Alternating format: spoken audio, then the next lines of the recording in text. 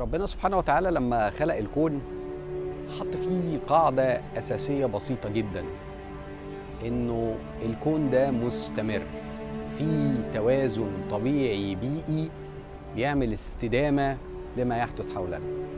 كل ده كان ماشي كويس لغاية ما الإنسان تدخل في الأمور وظن أنه يستطيع إنه هو بتدخله ده يخلق حاجة أفضل، لكن مش في جميع الأحيان بتكون أفضل.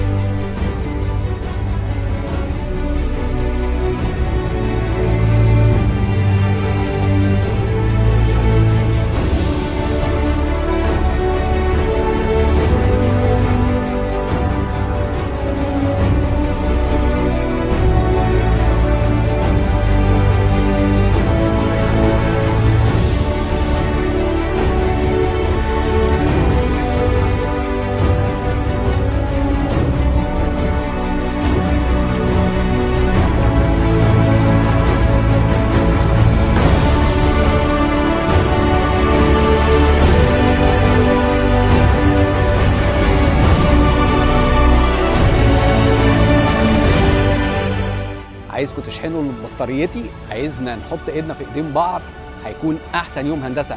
15 سنه احنا الناس كلها بصلنا، احنا تحت المنظار عايزين يشوف 15 سنه ده في المعتاد بيبقى رقم مختلف، فكله باصص السنه دي في ايه مختلف في رقم 15، فانا مستني اشوف حاجه مختلفه في رقم 15. ربنا يوفقكم.